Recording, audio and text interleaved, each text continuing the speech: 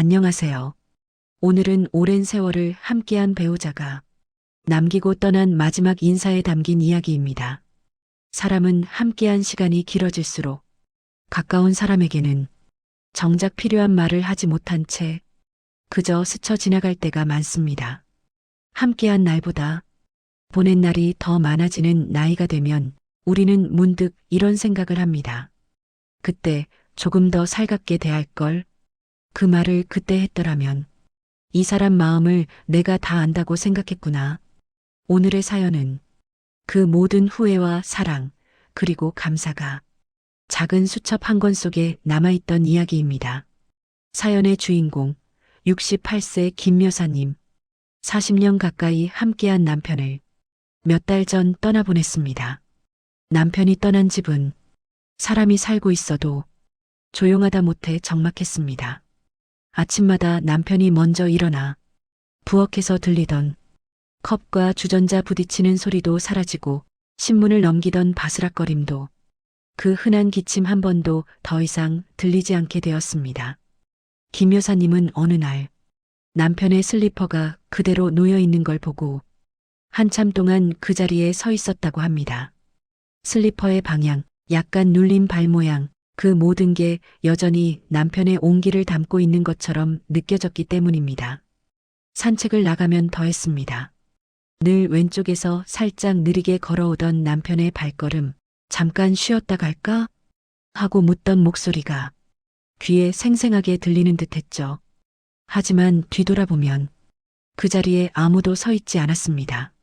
어느 날은 남편의 와이셔츠를 정리하다가 그 특유의 세제 향이 살짝 남아있는 걸 발견하고 무너져 울기도 했습니다. 조금만 더, 한 번만 더 그 향을 느끼고 싶어 옷깃을 손에 쥐고 오래 바라보기도 했습니다. 그러던 어느 날 조금이라도 마음을 정리해 보려고 서랍 하나를 열어 정리하던 중 작은 수첩 하나가 눈에 들어왔습니다. 겉표지는 많이 달아 귀퉁이가 조금씩 벗겨져 있었고 색도 바래 더 오래된 일기장처럼 보였습니다. 무엇보다 표지 한가운데 달아가는 글씨로 남편의 이름이 적혀 있었습니다. 그 순간 김 여사님은 이유를 알 수 없는 떨림이 손끝에 찾아왔다고 합니다. 이 안에 뭐가 적혀 있을까? 남편이 이런 걸 쓰는 사람이었나? 수많은 감정이 동시에 밀려왔습니다. 김 여사님은 숨을 고르고 천천히 첫 페이지를 펼쳤습니다. 그리고 곧바로 한 문장이 눈에 들어왔습니다. 당신이 없으면 나는 아무것도 아닌 사람. 김 여사님은 그 한 문장을 보고 한동안 페이지를 넘기지 못했습니다. 40년을 함께 살면서 남편은 단 한 번도 그렇게 직접적인 표현을 한 적이 없었기 때문입니다. 그저 밥은 했나? 장도 봐야겠다. 몸은 좀 괜찮나? 이런 말들이 남편이 할 수 있는 가장 큰 표현이라 생각해왔습니다. 하지만 그 수첩에는 남편이 평생 입 밖으로 꺼내지 못했던 말들이 차곡차곡 쌓여 있었습니다. 내가 표현이 서툴러서 미안해. 당신 밥 덕분에 하루하루 버틸 수 있었다. 당신 목소리가 내 하루를 시작하게 했다. 김 여사님은 글씨를 쓰던 남편의 모습이 떠올랐습니다. 식탁 모서리에 앉아 안경을 코끝에 걸친 채 조용히 펜을 움직이던 모습, 말로는 하지 못해 글로라도 남기고 싶었던 마음이 그 장면에서 느껴졌습니다. 그리고 문득 병원에 누워있던 남편의 모습이 떠올랐습니다. 말을 하려다가 멈추고 무언가 전하고 싶은데 입술만 떨리던 그 순간들, 그때 하지 못한 말들이 이 수첩 속에 모두 담겨 있었던 것입니다. 넘길수록 남편이 어떤 마음으로 살아왔는지, 어떤 생각으로 그녀를 바라보았는지 조금씩 보였습니다.